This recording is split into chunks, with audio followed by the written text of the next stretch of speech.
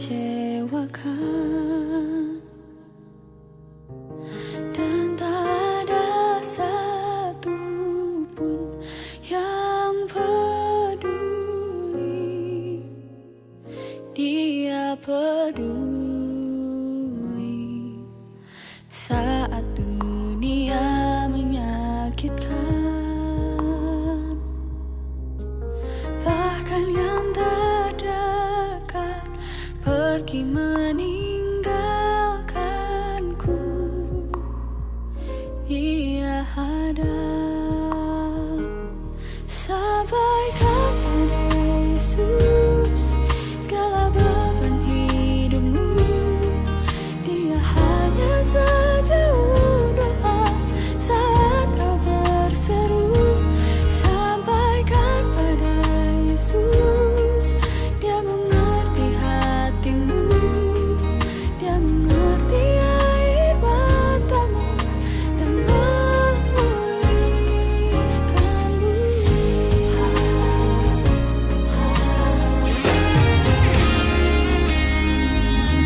Saat dunia kecewakan, dan tak ada satu pun yang peduli. Dia peduli saat dunia menyakitkan, bahkan yang terdekat pergi meninggalkanmu. Dia ada. Sampaikan pada Yesus segala beban hidupmu. Dia hanya sejauh doa saat kau berseru. Sampaikan pada Yesus, Dia mengerti hatimu. Dia mengerti air matamu dan memulihkanmu.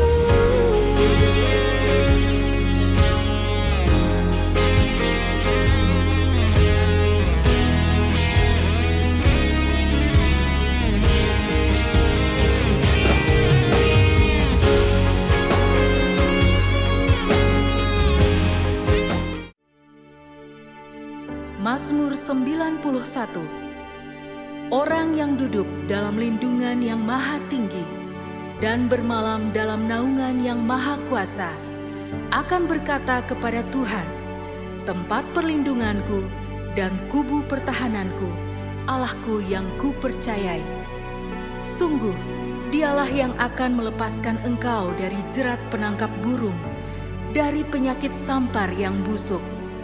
Dengan kepaknya Ia akan menudungi engkau, di bawah sayapnya engkau akan berlindung. Kesetiaannya ialah perisai dan pagar tembok. Engkau tak usah takut terhadap kedahsyatan malam, terhadap panah yang terbang di waktu siang, terhadap penyakit sampar yang berjalan di dalam gelap, terhadap penyakit menular yang mengamuk di waktu petang. Walau 1.000 orang rebah di sisimu dan 10.000 di sebelah kananmu, tetapi itu tidak akan menimpamu. Engkau hanya menontonnya dengan matamu sendiri dan melihat pembalasan terhadap orang-orang fasik. Sebab Tuhan ialah tempat perlindunganmu, yang maha tinggi telah kau buat tempat perteduhanmu. Malapetaka tidak akan menimpa kamu, dan tulah tidak akan mendekat kepada kemahmu. Sebab malaikat-malaikatnya akan diperintahkannya kepadamu untuk menjaga engkau di segala jalanmu. Mereka akan menatang engkau di atas tangannya, supaya kakimu jangan terantuk kepada batu. Singa dan ular tedung akan kau langkahi. Engkau akan menginjak anak singa dan ular naga. Sungguh, hatinya melekat kepadaku, maka aku akan meluputkannya. Aku akan membentenginya, sebab ia mengenal namaku. Bila ia berseru kepadaku, aku akan menjawab. Aku akan menyertai dia dalam kesesakan. Aku akan meluputkannya dan memuliakannya. Dengan panjang umur akan kukenyangkan dia, dan akan kuperlihatkan kepadanya keselamatan daripadaku.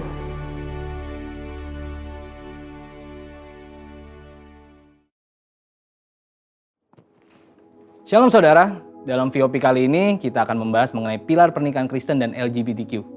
Dengan semakin maraknya isu-isu mengenai LGBTQ dan hal-hal yang terkait dengannya, gereja kita GBI Jalan Jenderal Gatot Subroto memandang perlu untuk memberikan panduan yang alkitabiah mengenai pernikahan.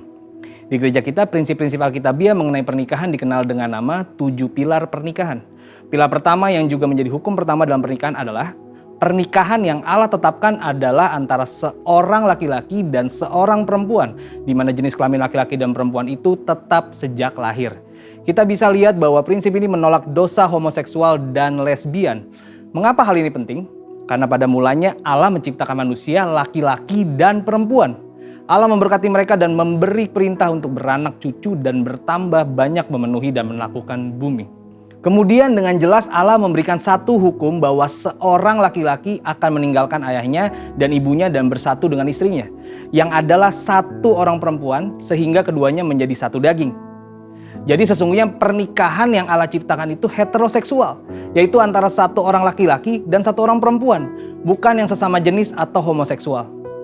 Perlu diingat juga bahwa ketika Allah menciptakan Adam sebagai seorang laki-laki dan Hawa sebagai seorang perempuan, Allah tidak bertanya pada siapapun. Allah menentukan gender seseorang dalam kedaulatannya dan tidak dapat diganggu-gugat oleh siapapun. Jadi jika seorang menolak gender yang Allah putuskan, hal itu seperti menolak Sang Pencipta, yaitu Allah sendiri. Bagaimana jika terjadi orientasi seksual yang berbeda dengan gender bawaan lahir? Hal tersebut sama dengan kondisi manusia berdosa yang cenderung untuk melakukan perbuatan-perbuatan yang melawan hukum Allah. Apakah seseorang dapat berkata, karena saya memiliki kecenderungan untuk melakukan perbuatan pelanggar hukum, jadi saya lakukan saja pelanggaran itu? Tentu tidak demikian. Orientasi yang keliru itu tidak dapat dijadikan alasan untuk melanggar hukum Allah, tetapi harus dikendalikan dan diarahkan kepada orientasi seksualnya yang benar, yaitu yang sesuai dengan gender bawaan lahirnya. Jadi ketika kelompok LGBTQ berusaha supaya keberadaan mereka dapat diterima secara legal di Indonesia, sekalipun banyak pandangan yang pro dan kontra, gereja perlu mengambil sikap yang sesuai dengan Alkitab. Sekarang mari kita lihat faktor-faktor apa saja yang menjadi penyebab LGBTQ. Faktor pertama yaitu adalah faktor pola asuh dalam keluarga. Faktor pengasuhan dalam keluarga punya pengaruh yang sangat besar terhadap perkembangan satu individu, dari bayi sampai dewasa. Perkembangan yang dimaksud mencakup tubuh, jiwa, dan rohnya. Karena itu parenting yang baik sangat penting supaya seorang anak yang akan berkembang dengan baik. Saul McLeod, seorang dosen dan peneliti dalam bidang psikologi, menemukan bahwa anak mengamati model yang memberikan contoh perilaku maskulin atau feminim.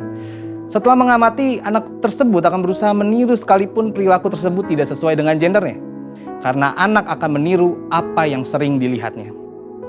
Faktor kedua yaitu faktor lingkungan. Faktor lingkungan baik di dalam keluarga maupun di luar keluarga juga memiliki pengaruh yang besar. Dikatakan oleh Jonathan Tan, seorang transgender yang sudah dipulihkan di dalam nama Tuhan Yesus. Inilah pentingnya seorang anak harus diberlakukan sebagaimana identitas dirinya. Jika ia terlahir sebagai anak laki-laki, maka ia harus diperlakukan sebagai anak laki-laki, diasuh dan dibesarkan sebagai seorang anak laki-laki. Demikian pula dengan perempuan. Proses perlakuan dan pengasuhan yang tidak sesuai sejak belia akan membentuk fondasi identitas diri yang tidak tepat pula hingga dewasa. Faktor ketiga adalah faktor psikologis. Faktor psikologis juga memiliki peran yang besar dalam mempengaruhi seseorang menjadi LGBTQ. Beberapa di antaranya tidak percaya Tuhan, tidak mendapat perhatian keluarga, trauma masa kecil, ejekan saat kecil, kekaguman yang berlebihan, kesalah pergaulan, sering menonton film porno, dan hal lainnya. Johannes Verkil, profesor misi dan penginjilan dari Belanda yang juga adalah misionaris yang melayani di Indonesia, menjelaskan bagi orang-orang tertentu kecenderungan homoseksual itu adalah akibat dari suatu perkembangan psikis yang terganggu. Mungkin terjadi bahwa kesalahan-kesalahan yang dibuat dalam pendidikan, pengalaman dalam masyarakat, gangguan-gangguan komunikasi dalam pertalian-pertalian dengan sekitar menimbulkan kecenderungan homoseksual dan pola-pola kelakuan. Bagaimana dengan argumen dari kelompok LGBTQ yang menyatakan bahwa mereka menjadi seperti kondisi mereka saat ini bukan karena keinginan mereka, tetapi karena faktor genetik yang mereka warisi. Faktanya, hingga saat ini di dalam dunia medis belum ada penelitian secara saintifik yang menunjukkan bahwa LGBTQ itu disebabkan karena faktor genetik. Jadi, setelah mengetahui hal-hal tersebut, bagaimana seharusnya sikap dan tindakan gereja mengenai hal ini?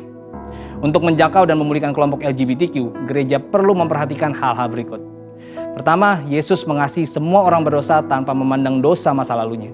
Contohnya, Yesus mengasihi dan menolong wanita Samaria yang telah bergonta-ganti pasangan sehingga wanita itu berubah dari seorang wanita yang hidup bebas menjadi seorang penginjil yang memenangkan banyak jiwa. Yang kedua, salah satu penyebab kuat LGBTQ ialah faktor pola asuh keluarga. Karena itu gereja harus memfasilitasi para orang tua untuk dapat melakukan parenting dengan benar.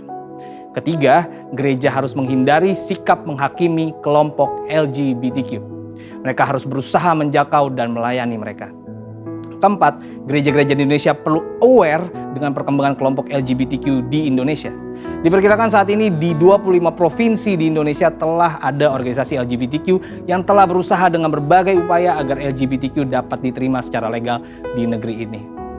Sebagai kesimpulan, kita mengerti bahwa pernikahan yang Allah tetapkan adalah satu orang laki-laki dan satu orang perempuan, di mana jenis kelamin laki-laki dan perempuan yang dimaksud adalah bawaan sejak lahir. Faktor pola asuh keluarga yang tidak sehat dan faktor lingkungan adalah dua faktor yang menyebabkan LGBTQ.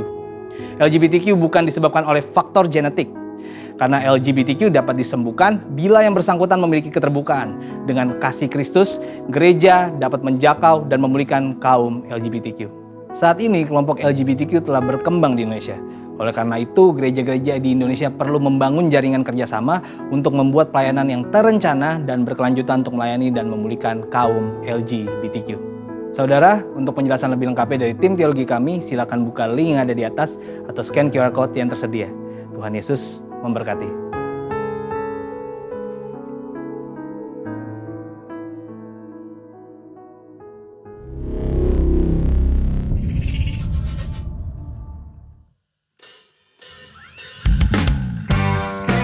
Mari memuji Tuhan bersama saudara. Biar segala yang bernafas memuliakan namanya. Sorakan haleluya. Mari tepuk tangan sama-sama bagi Tuhan kita.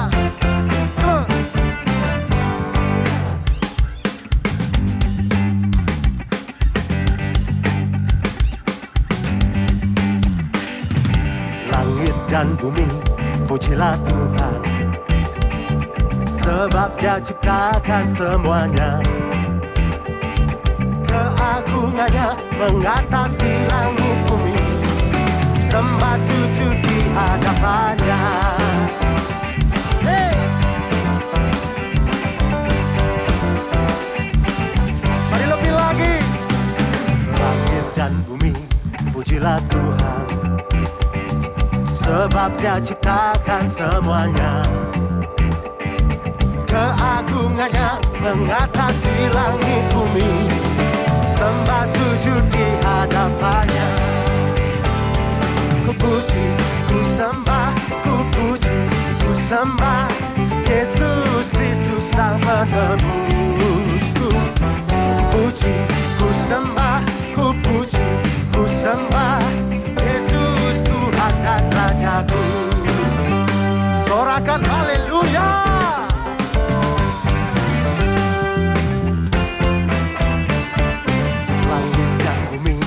Pujilah Tuhan, sebab Dia ciptakan semuanya. Keagungannya mengatasi langit bumi. Sembah sujud di hadapannya. Ku puji, ku sembah, ku puji, ku sembah Yesus Kristus Sang Penebusku. Ku puji, ku sembah, ku puji, sembah Yesus Tuhan dan Rajaku. Ku puji, ku sembah, ku puji, ku sembah Yesus Kristus Sang Penebusku. Ku puji, ku sembah, ku puji, ku sembah Yesus Tuhan dan Rajaku. Haleluya. Hey, mari tepuk tangan sama-sama saudara.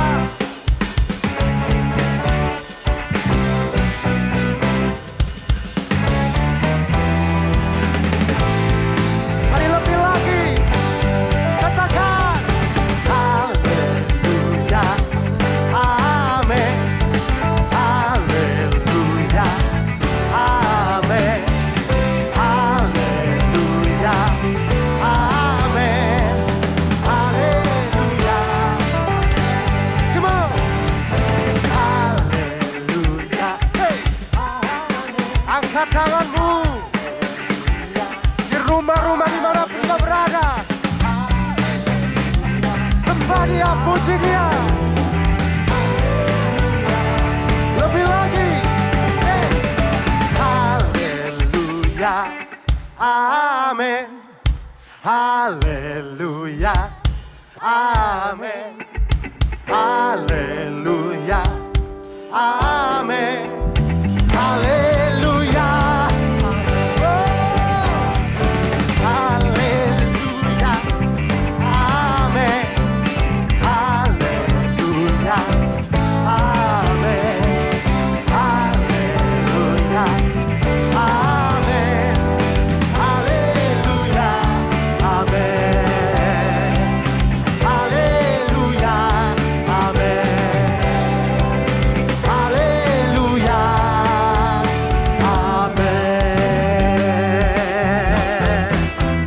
Haleluya. Sorak-sorai bagi Yesus Tuhan. Dia layak ditinggikan. Soraklah haleluya. Soraklah haleluya. Haleluya.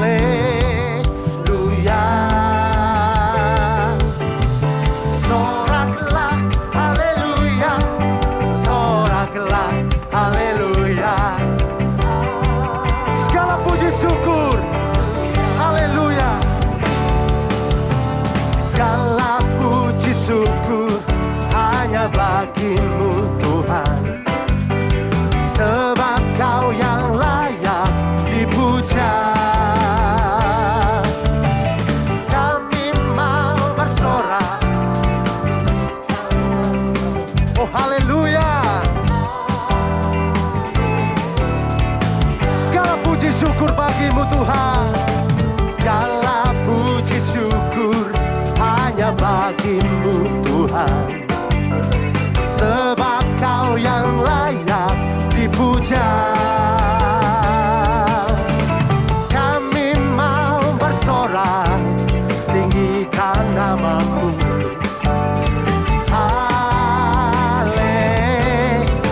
Mari bersorak bersama-sama, come on. Soraklah haleluya. Soraklah haleluya. Haleluya. Lambaikan tanganmu saudara. Soraklah haleluya. Soraklah haleluya. Segala puji syukur, katakan segala puji syukur. Mari bawa pujian kita bagi Tuhan saudara. Sebab Dia layak dipuja, layak disembah. Kami mau bersorak, tinggikan nama-Mu.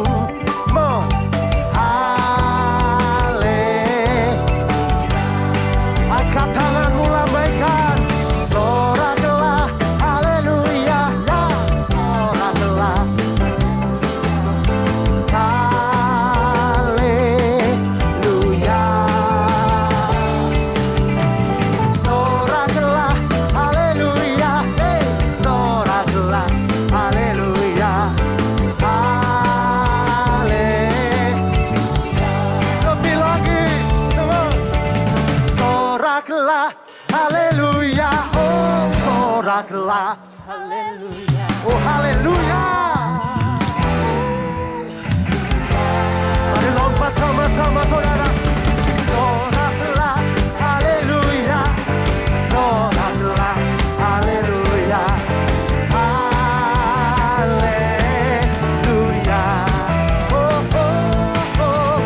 Haleluya. Oh Jesus. Haleluya.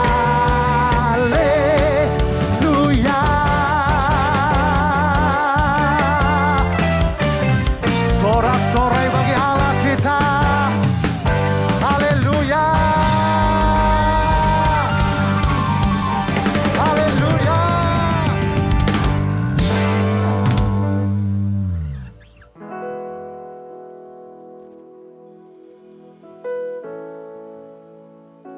Haleluya. Engkau layak dipuji, Kau layak disembah Tuhan. Biar segala yang bernafas memuliakan namamu, meninggi-ninggikan satu nama, yaitu Yesus Kristus Tuhan. Haleluya, haleluya. Oh haleluya, haleluya.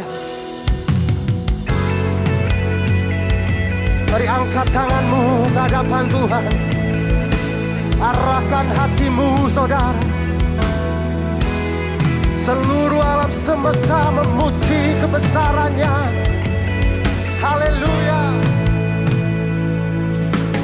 Alam semesta melukiskan kebesaran Tuhan.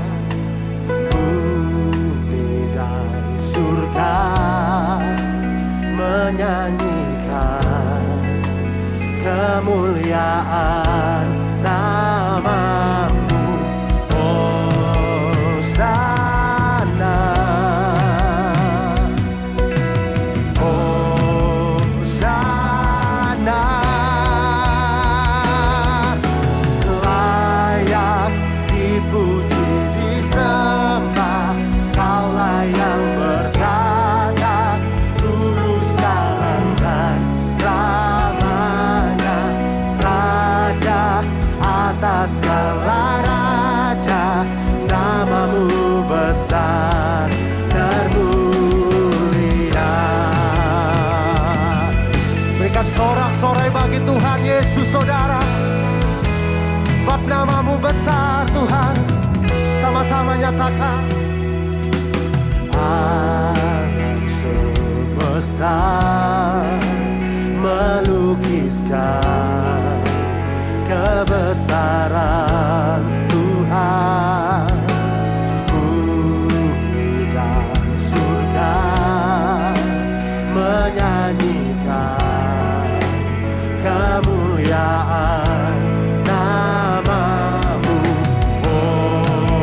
Hosana, Hosana, Hosana.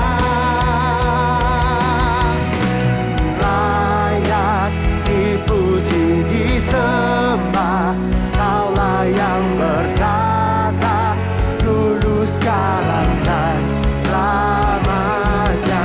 Raja atas segala raja, namamu besar. Sebab Yesus layak, katakan, layak dipuji, disembah, Kaulah yang berkata dulu, sekarang dan selamanya. Raja atas segala raja, namamu besar termulia. Hosana. Mari angkat suaramu saudara, katakan Hosana. Kami memujimu, Hosana. Haleluya. Hosana. Layak dipuji, disembah, Kaulah yang bertata dulu, sekarang dan selamanya. Raja atas segala raja, namamu besar. Haleluya. Oh, layak dipuji, disembah, sebab namamu besar. Engkau yang berkuasa dulu, sekarang dan selama-lamanya. Hidup kami di dalam tangan-Mu Tuhan. Namamu, namamu besar termulia. Namamu besar termulia. Haleluya. Mari angkat hatimu, sembah Dia. kita yang besar, Allah kita yang perkasa. Segala kuasa tunduk di dalam namanya. Mari berbahasa roh bersama saudara.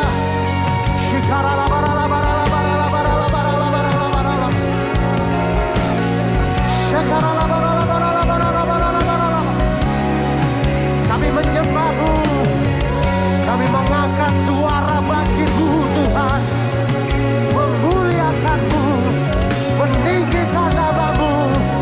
Haleluya.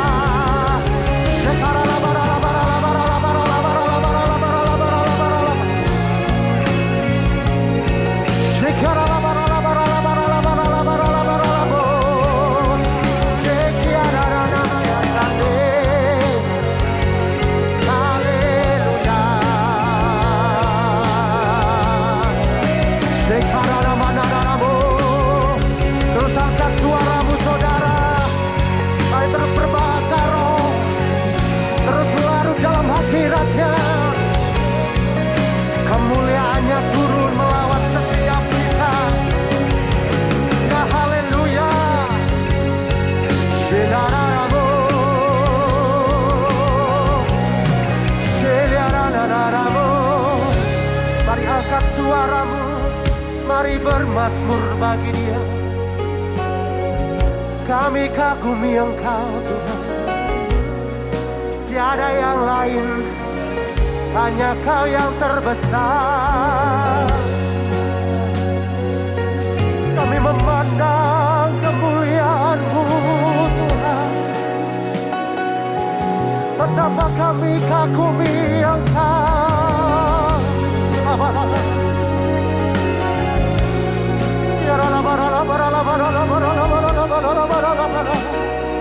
Mari saudaraku, dimanapun engkau berada, mari mulai menyembah Dia. Arahkan matamu, hatimu hanya kepada Yesus Kristus Tuhan, sebab Dia layak.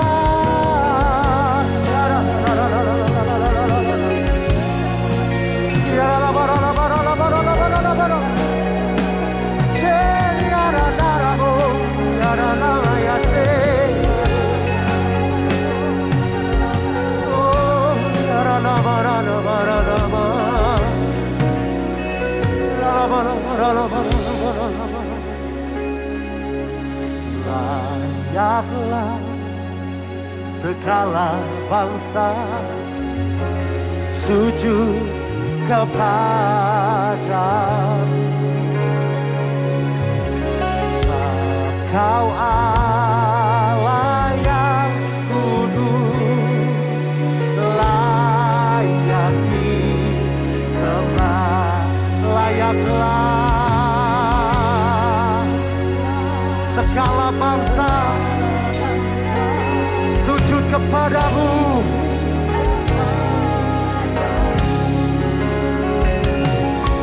Sebab Kau Allah yang kudus, layak disembah. Lagi nyatakan, layaklah segala bangsa sujud kepadamu. Sebab Kau Allah yang kudus, layak disembah. Mari lebih lagi saudara, nyatakan, layaklah segala bangsa sujud kepadamu.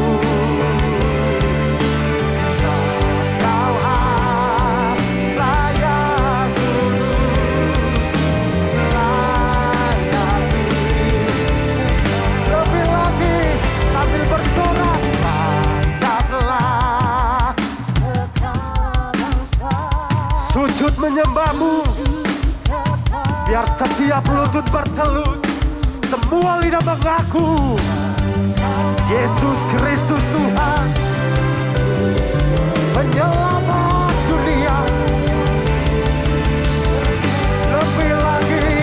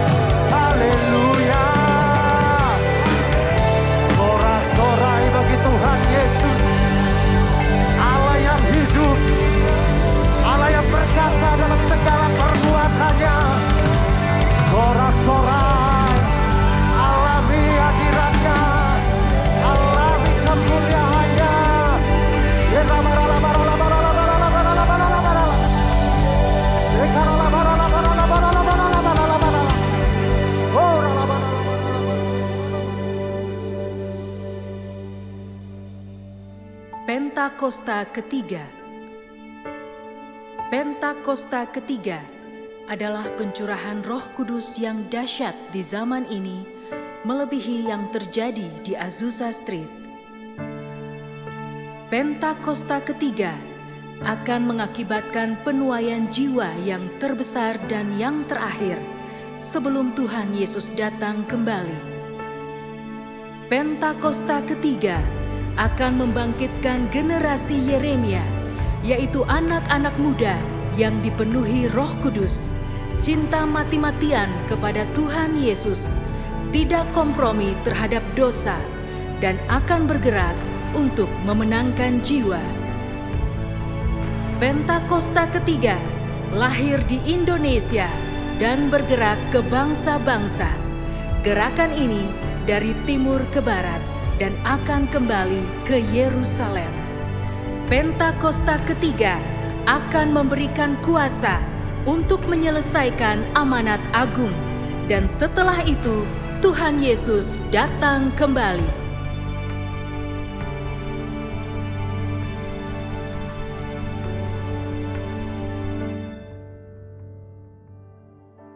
Mari Bapak Ibu Saudara kita bersatu di dalam doa.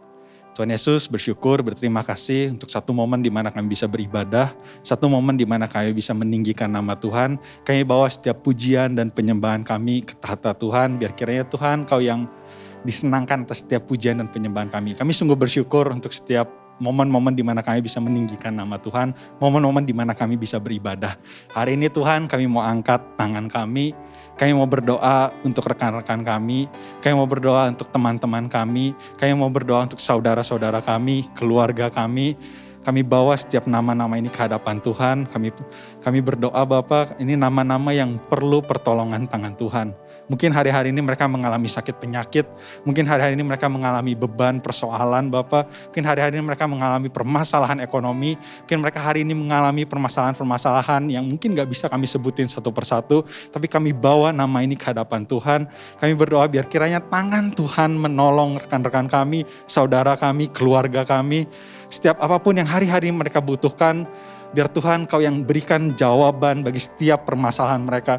Beri kekuatan bagi mereka, beri sukacita bagi mereka, dan beri damai sejahtera bagi mereka. Kami percaya di waktunya Tuhan nanti, Tuhan yang akan jawab segala pergumulan mereka. Kami percaya setiap yang sakit akan disembuhkan, setiap yang berbeban berat akan Kau berikan kelegaan. Kami juga angkat tangan kami Bapak, kami mau berdoa untuk pemimpin gereja kami. Kami mau berdoa untuk Paniko beserta dengan para wakilnya. Tuhan kami bersyukur untuk kehadiran pemimpin-pemimpin kami bagi gereja kami. Kami berdoa biar kiranya Tuhan Kau yang berikan damai sejahtera, biar Tuhan Kau yang terus jagai kesehatan mereka, untuk setiap visi misi yang Tuhan tanam bagi para pemimpin kami, biar kiranya di tahun paradigma yang baru ini, setiap keputusan, kebijaksanaan yang diambil itu akan membawa gereja kami semakin baik, bawa gereja kami menuju ke penggenapan janji Allah. Kami juga tetap angkat tangan kami mau berdoa buat Indonesia, kami mau berdoa untuk pemimpin yang ada di Indonesia, kami berdoa untuk Presiden Pak Jokowi, kami berdoa untuk Wakil Presiden Pak Ma'ruf Amin. Tuhan Kau yang berikan visi misi Tuhan bagi para pemimpin kami yang ada di Indonesia. Biar setiap keputusan, kebijaksanaan yang diambil di masa-masa yang sukar ini, Tuhan Kau yang pegang kendali atas semuanya. Kami percaya sekalipun hari-hari ini mungkin kami sedang berjuang melawan pandemi, tapi tangan Tuhan terus mencengkram erat Indonesia. Kami percaya kami akan lepas dari segala permasalahan-permasalahan yang ada, dari segala resesi-resesi yang ada. Kami juga terus angkat tangan kami mau berdoa buat bangsa dan negara kami. Kami sungguh percaya ada penggenapan janji Allah bagi Indonesia. Indonesia akan dipakai Tuhan untuk memenangkan jiwa-jiwa. Tuhan kalau sebentar mungkin kami akan mendengarkan firman Tuhan. Kami mau berdoa untuk pembicara hamba-Mu yang akan menyampaikan firman Tuhan. Kami percaya setiap firman yang dibagikan itu gak akan terbuang sia-sia. Setiap firman yang dibagikan itu akan bertumbuh dan berbuah bagi diri setiap kami. Tuhan kami mau lakukan bagian kami mau siapkan diri kami mau menjadi tanah yang subur, yang waktu firman itu dibagikan bertumbuh dan berbuah berkali-kali lipat. Semua orang bisa kenal Tuhan melalui buah yang kami hasilkan. Terima kasih Bapak. Ini doa-doa kami panjatkan ke dalam satu nama Tuhan Yesus Kristus. Dalam nama Tuhan Yesus kami berdoa dan mengucap syukur. Haleluya. Amin. Shalom Bapak Ibu Saudara, puji Tuhan. Kita berjumpa kembali dan kita mau terima firman Tuhan sekarang. Memasuki minggu yang ketiga di tahun 2022 ini. Tentu bukan tahun yang mudah bagi kita, tetapi kita bersyukur masih ada firman Tuhan yang terus diberikan untuk memperlengkapi kehidupan kita. Dan biarlah firman Tuhan membuat kita memiliki paradigma yang baru, cara berpikir yang baru. Karena tahun yang baru tentu akan menghadirkan tantangan dan kesulitan-kesulitan yang baru. Itulah sebabnya hidup kita harus terus diisi oleh firman Tuhan, supaya cara berpikir dan perilaku hidup kita terus diperbaharui. Nah, hari ini saya ingin mengajak kita melihat satu perkara yang penting untuk membuat kita tidak ragu, tidak takut menghadapi apapun di sepanjang tahun yang baru ini. Yesaya 41 ayat yang ke-10. Yesaya 41 ayat yang ke-10. Saya ingin menyemangati Bapak Ibu semua untuk tetap kita punya keberanian dan keyakinan bahwa Tuhan menyertai kita di tahun yang baru ini. Yesaya 41 ayat 10 dikatakan demikian. Janganlah takut, sebab aku menyertai engkau. Janganlah bimbang, sebab aku ini Allahmu. Aku akan meneguhkan, bahkan akan menolong engkau. Aku akan memegang engkau dengan tangan kananku yang membawa kemenangan. Tuhan meyakinkan kita untuk tidak takut. Alasannya adalah karena Tuhan memegang kita dengan tangan kanannya yang membawa kemenangan. Orang boleh bilang tahun ini masih ada pandemi. Orang boleh bilang tahun ini mungkin krisis akan semakin hebat. Orang boleh bilang juga tahun ini ketidakpastian semakin nyata dalam hidup manusia. Tapi saya mau katakan juga tahun ini ada tangan kanan Tuhan yang memegang hidup kita. Dan tangan Tuhan itulah yang akan membawa kemenangan bagi kita semua. Mari jangan cuma hanya ingat ada krisis, ada tantangan. Tapi mari hiduplah dengan menyadari ada tangan Tuhan yang kuat yang menjaga hidup kita. Dan tangan Tuhan itulah yang akan memberikan kemenangan bagi kita. Mazmur 44 ayat yang ketiga. Diteguhkan kembali, dikonfirmasi kembali. Dalam Mazmur 44 ayat yang ketiga. Sebab bukan dengan pedang mereka menduduki negeri, bukan lengan mereka yang memberikan mereka kemenangan, melainkan tangan kananmu dan lenganmu dan cahaya wajahmu, sebab engkau berkenan kepada mereka. Jadi diungkapkan bahwa bangsa Israel bisa memiliki tanah yang dijanjikan. Mereka bisa menikmati warisan yang akhirnya digenapi dalam hidup mereka. Bukan karena kuat dan hebatnya tangan mereka, tapi karena tangan Tuhan yang memberi kemenangan bagi mereka. Nah, tangan itu jugalah yang masih menyertai kita semua di tahun 2022 ini. Jadi Bapak Ibu Saudara, mari, ini alasan untuk kita mengurangi rasa khawatir kita. Ini alasan untuk kita mengurangi rasa cemas dan rasa putus asa kita. Ini alasan untuk kita menambahkan keyakinan, pengharapan bahwa tangan Tuhan masih ada untuk kita. Mari hiduplah dengan kesadaran yang kuat bahwa tangan Tuhan menyertai kita. Sekalipun kita nggak bisa lihat tangan Tuhan itu secara fisik. Seperti bangsa Israel juga tidak bisa melihat tangan itu. Tetapi kita percaya tangan itu ada. Dan sejarah umat Allah sudah membuktikan tangan itu bekerja di antara umat pilihannya.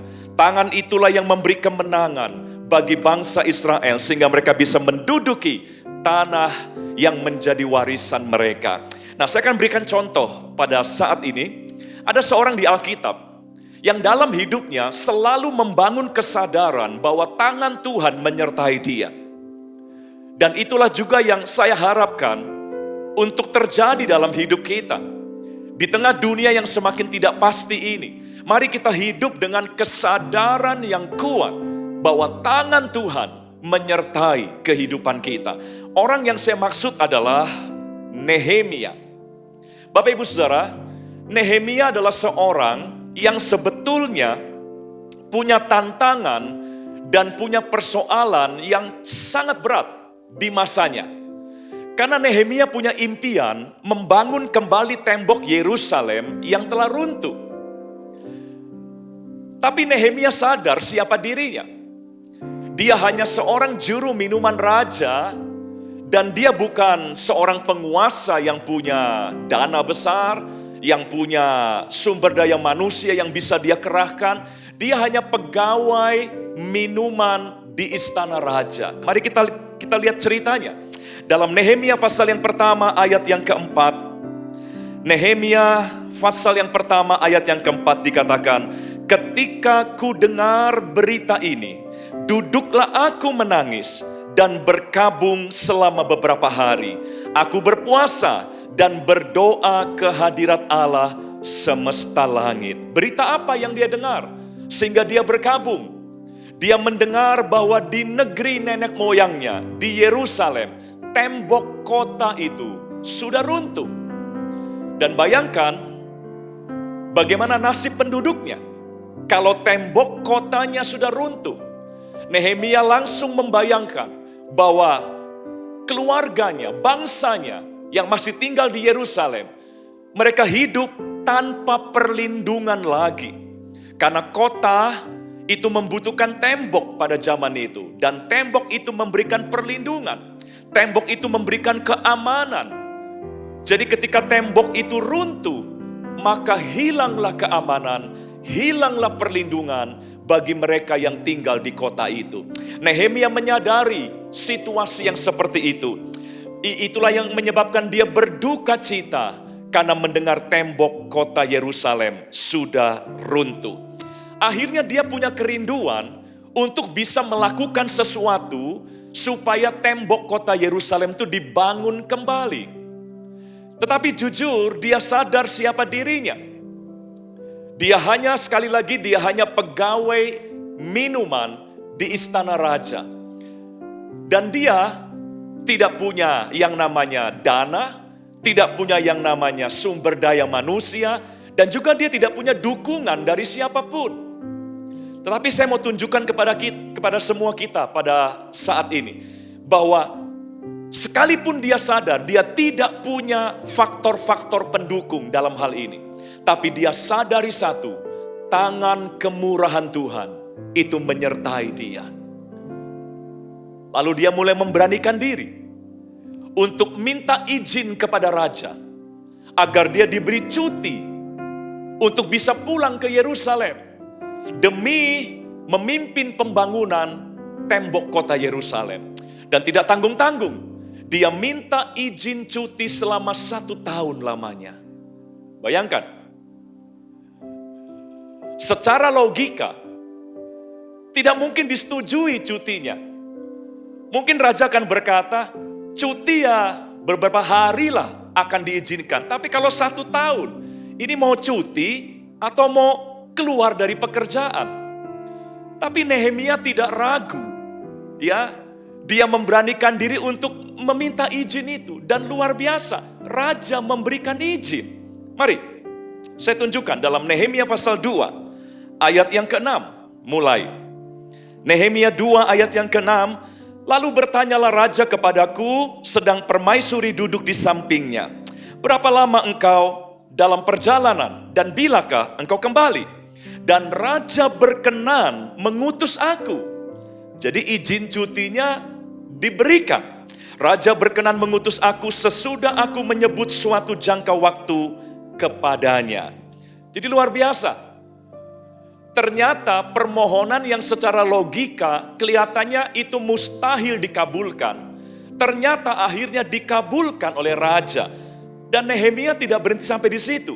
Setelah dia dapatkan izin cuti untuk pulang ke Yerusalem, ternyata dia masih punya beberapa permohonan yang lain. Ayat yang ke-7. Di Nehemia pasal yang kedua tadi. Ayat yang ke-7.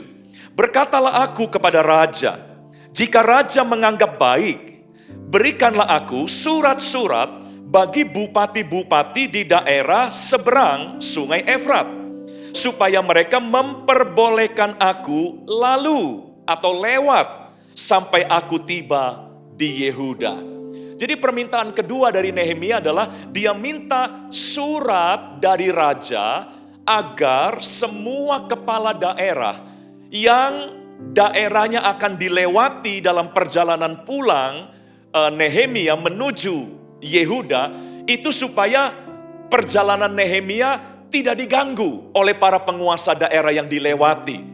Tapi sebaliknya, para bupati justru mensupport, melindungi, dan membantu Nehemia dan rombongannya untuk tiba dengan selamat sampai di Yehuda. Dan secara logika, ini pun permintaan yang mungkin mustahil sebetulnya. Sekali lagi, seorang yang pekerjaannya hanya juru minuman raja, atau kalau diistilahkan sekarang, dia hanya pegawai dapur istana. Dia bukan pengusaha besar, dia bukan jenderal, dia bukan menteri, dia bukan politisi. Dia hanya pegawai dapur istana. Meminta raja harus repot-repot membuat beberapa surat agar kepala-kepala daerah yang daerahnya akan dilewati oleh Nehemia itu tidak menghalangi, tapi sebaliknya mendukung Nehemia. Sebetulnya ini permintaan yang mustahil juga. Tapi Nehemia adalah orang yang sadar bahwa tangan Tuhan menyertai dia. Tangan itulah yang telah membuat raja mengabulkan permintaan pertamanya. Raja mengizinkan untuk Nehemia cuti 1 tahun lamanya untuk pulang ke Yerusalem. Lalu raja jugalah itu yang akhirnya mengizinkan permintaan yang kedua ini. Raja akhirnya membuat surat. Dan kita teruskan kembali ayat yang ke-8. Nehemia 2 ayat yang ke-8.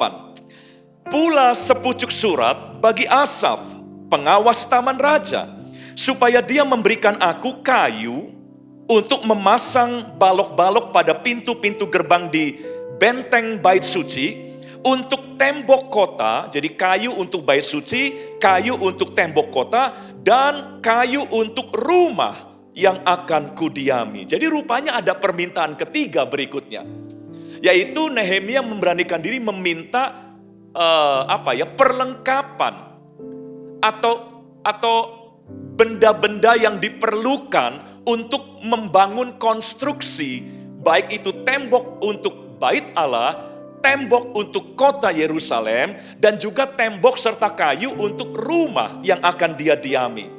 Bayangkan Bapak Ibu Saudara, pegawai dapur istana, yang pertama meminta cuti 1 tahun, yang kedua meminta surat perlindungan untuk para bupati yang akan dilewati daerahnya. Lalu yang ketiga meminta perlengkapan, semua barang-barang dan kebutuhan-kebutuhan konstruksi yang dibutuhkan untuk membangun tembok di Yerusalem.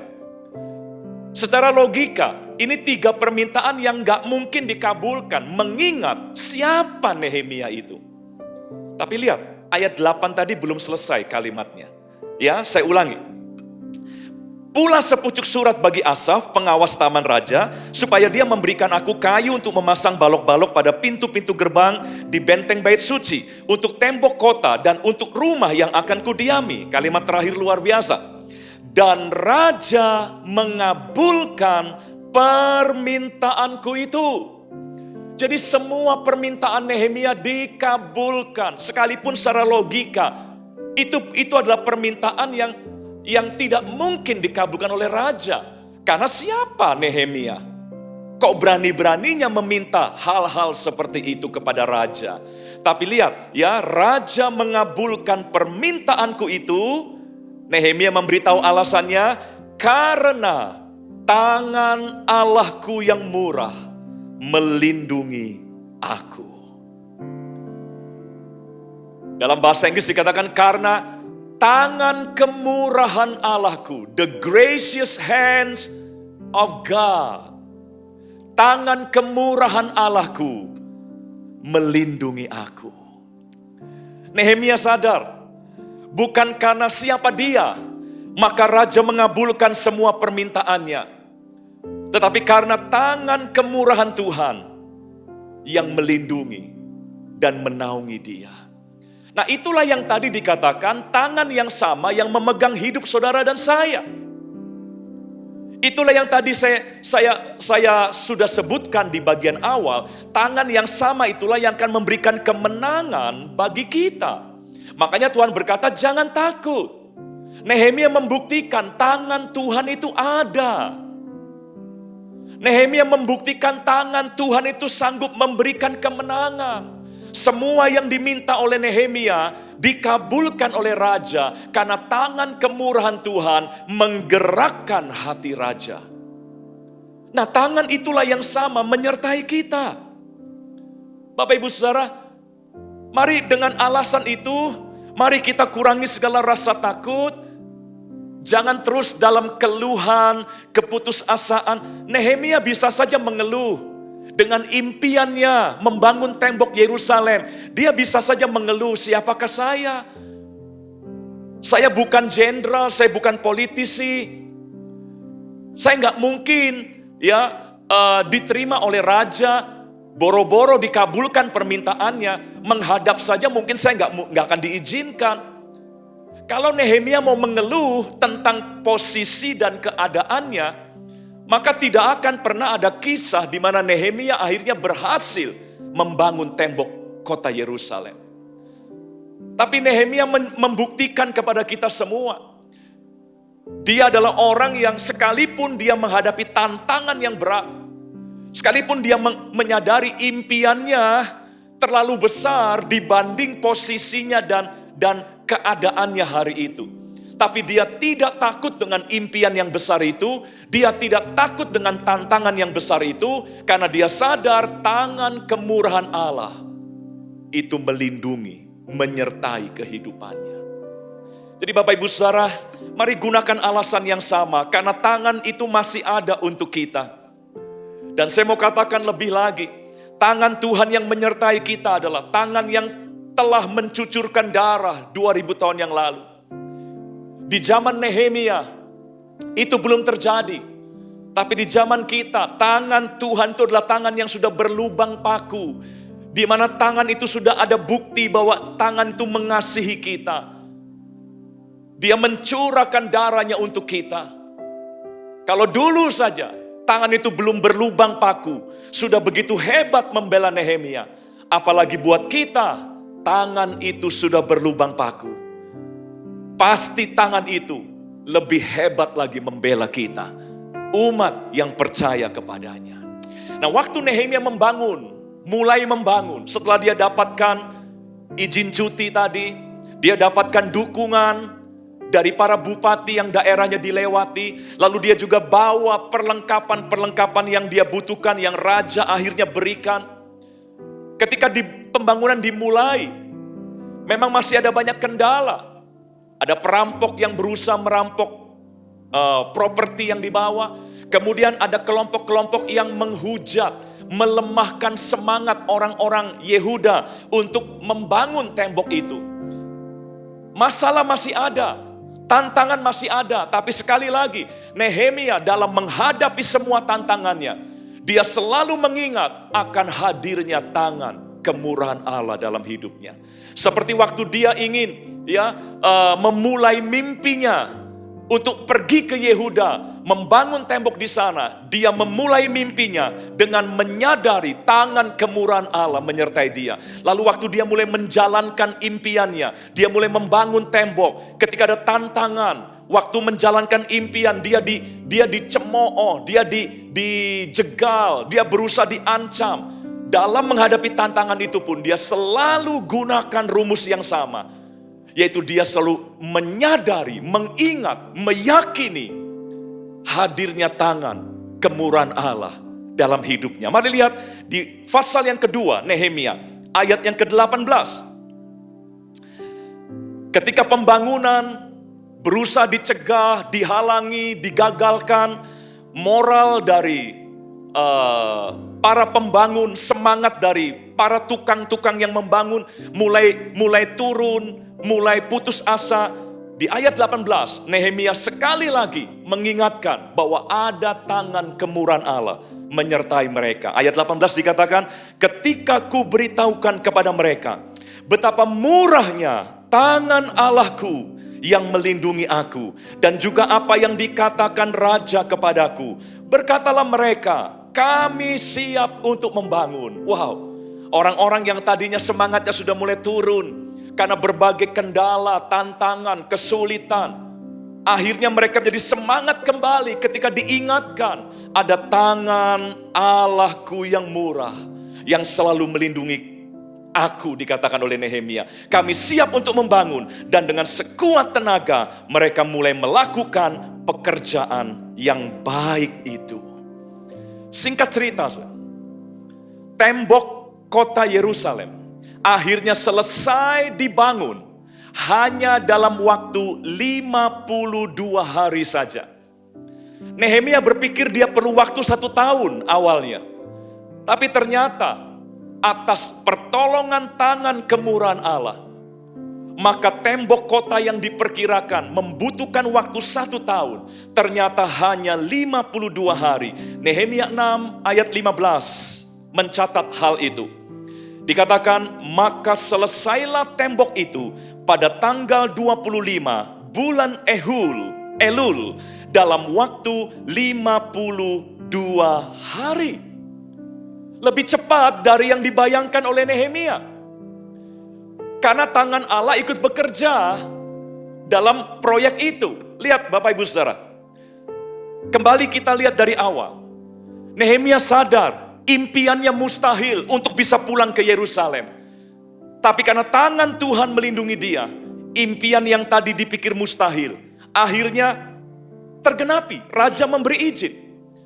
Lalu ada impian-impian lain. Dia membutuhkan perkakas, perlengkapan. Itu pun mustahil sebetulnya.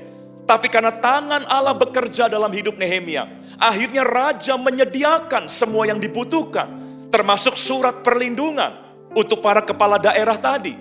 Dari awal cerita tadi, tangan kemurahan Tuhan membuat semua kebutuhan dan impian Nehemia bisa terpenuhi. Lalu pekerjaan yang dipikir butuh waktu 1 tahun, tapi dengan hadirnya tangan kemurahan Allah, akhirnya selesai hanya dalam waktu 52 hari saja. Luar biasa Bapak Ibu Saudara. Tangan kemurahan Tuhan membuat yang mustahil menjadi mungkin. Membuat yang dipikir lama menjadi cepat.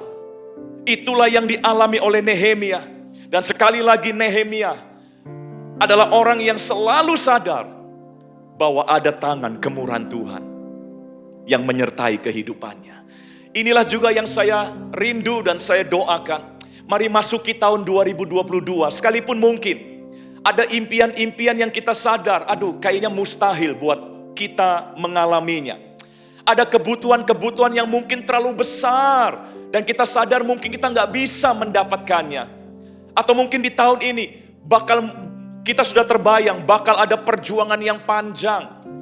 Ada padang gurun yang panjang yang harus kita lewati. Mari kita kurangi rasa khawatir kita. Kita kurangi rasa putus asa kita. Dengan cara kita hidup, berpikir ya bahwa kita nggak sendiri. Tangan kemurahan Tuhan ada dalam hidup kita. Mari hiduplah dengan memiliki pikiran, perasaan bahwa tangan Tuhan menyertai kita. Maka apa yang Anda pikir lama bisa cepat. Maka apa yang Anda pikir mustahil bisa mungkin. Apa yang Anda pikir sulit ternyata bisa mudah. Itulah berkat dari kehadiran tangan kemurahan Tuhan. Bapak Ibu Saudara, mungkin saudara berpikir yaitu Nehemia Pak. Apakah tangan yang sama mau menyertai saya? Saya mau tunjukkan, Paulus mengingatkan kita dalam Roma pasal yang ke-5, ayat yang kedua. Roma pasal yang ke-5, ayat yang kedua dikatakan, oleh Dia, yaitu Yesus Kristus, kita juga, jadi bukan cuma Nehemia, kita juga beroleh jalan masuk oleh iman kepada kasih karunia ini. Kasih karunia apa? Yaitu penyertaan tangan kemurahan Tuhan. Tangan kemurahan Tuhan adalah sebuah anugerah yang Tuhan berikan tidak hanya kepada Nehemia, tapi kepada kita juga karena Kristus dikatakan. Oleh Dia kita juga beroleh jalan masuk oleh iman kepada kasih karunia ini. Di dalam kasih karunia ini kita berdiri dan kita bermegah dalam pengharapan akan menerima kemuliaan Allah.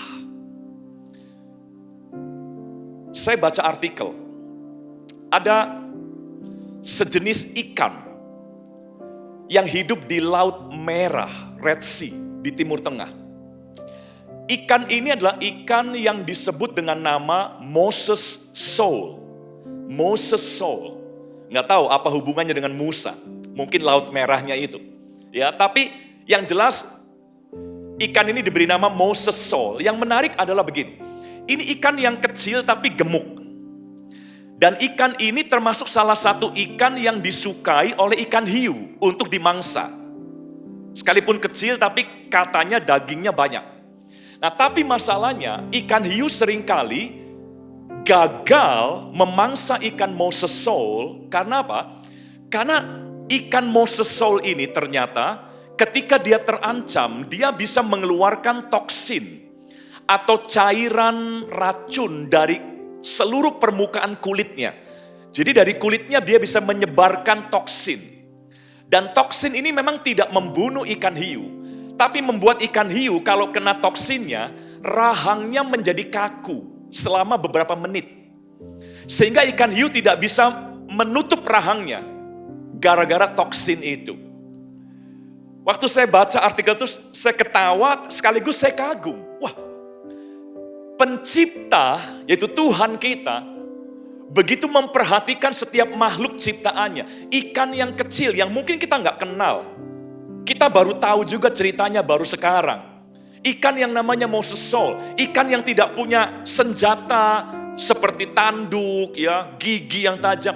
Tapi ternyata Tuhan perlengkapi ikan ini dengan perlindungan, yaitu toksin tadi. Sehingga ikan hiu yang jauh lebih kuat daripada dia, tetap tidak bisa memangsa ikan ini. Makanya sekarang dengan ilmu pengetahuan, ikan Moses Soul itu dibudidayakan, lalu diambil lapisan kulitnya, diekstrak, dijadikan spray untuk melindungi para penyelam dari serangan ikan hiu. Jadi ikan kecil yang secara manusia tidak berdaya, tapi ternyata Tuhan perlengkapi dia. Tuhan berikan anugerah bagi ikan kecil ini. Sehingga ikan ini aman sekalipun ada ikan besar yang bisa memangsa dia secara logika. Tapi ternyata ikan hiu tidak bisa memangsa ikan itu. Waktu saya baca artikel ini saya kagum karena Tuhan begitu memperhatikan ciptaannya. Nah, saya mau katakan kalau untuk ikan yang tidak terkenal itu saja, Allah memberikan satu anugerah, yaitu sebuah perlindungan diri yang seperti itu. Maka saya yakin untuk saudara dan saya, kita bukan sekedar ciptaan Tuhan, tapi kita adalah anak-anaknya sendiri. Kita adalah bangsa pilihannya. Kita adalah umat kepunyaannya. Kita adalah imamat rajani. Maka Tuhan pasti memberikan anugerah yang jauh lebih besar buat kita. Makanya mari sadarilah, ya, jangan cuma sadar ada krisis, ada tantangan, tapi sadari ada anugerah kasih karunia Tuhan melalui Yesus Kristus. Dan salah satu bentuk anugerah itu adalah hadirnya tangan kemurahan Tuhan yang bekerja, melindungi, menuntun, dan menjaga kehidupan kita. Nehemia membuktikan tangan itu ada. Mari masuki tahun 2022 sebagai orang yang benar-benar sadar siapa diri kita, yaitu bahwa kita adalah orang-orang yang memang menghadapi tahun yang sulit, tapi kita sadar kita adalah orang yang disertai oleh tangan kemurahan Tuhan. Ayat terakhir saya ingin bagikan dalam Mazmur pasal yang ke-18 ayat yang ke-35. Mazmur 18 ayat 35. Dikatakan demikian, Kau berikan kepadaku perisai keselamatanmu. Sadari itu, Tuhan sudah berikan perisai keselamatannya untuk kita. Lalu dikatakan, tangan kananmu menyokong aku, kemurahanmu membuat aku besar. Jadi bukan cuma Nehemia yang sadar ada tangan kemurahan Tuhan. Raja Daud pun mengutip, memberikan mention khusus bahwa ada tangan kanan Tuhan yang menopang dan menyokong hidupnya. Maka hari ini Bapak Ibu Saudara, sekali lagi selamat tahun baru, selamat menikmati tahun yang ada dalam rencana Tuhan bagi kita. 2022 bukan tahun yang hadir secara kebetulan, tapi 2022 dihadirkan Tuhan untuk kita menikmatinya. 2022 ada tahun yang Tuhan rancang untuk kita menikmati apa yang baik dalam hidup kita. Tuhan memberkati kita semua. Mari kita berdoa. Tuhan, materaikan firman-Mu dalam hati setiap kami. Sehingga firman-Mu memberikan satu paradigma yang baru. Cara berpikir yang baru. Sikap hati yang baru. Dan suasana batin yang baru. Firman-Mu memberikan keberanian, keyakinan, kekuatan untuk kami melangkah di tahun yang baru. Tuhan memberkati seluruh umat-Mu dimanapun mereka berada. Dalam nama Tuhan Yesus, haleluya. Angkat tangan saudara, terimalah berkat Tuhan. Kasih karunia yang berlimpah-limpah daripada Allah Bapa dalam anak yang tunggal Yesus Kristus. Persekutuan yang manis dengan Roh Kudus menyertai saudara sekalian mulai hari ini. Sampai Tuhan Yesus datang menjemput kita di awan-awan dan bahkan sampai selama-lamanya. Yang percaya bersama-sama katakan, amin.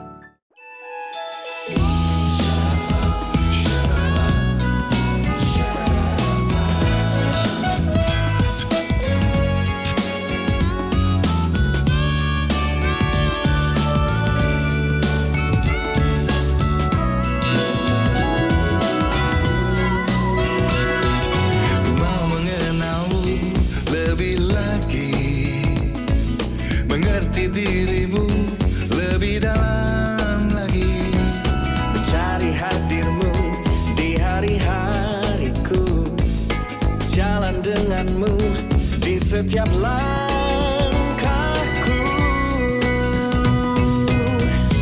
Tak satu pun yang ku ingini selain Kau, oh Yesus Tuhanku.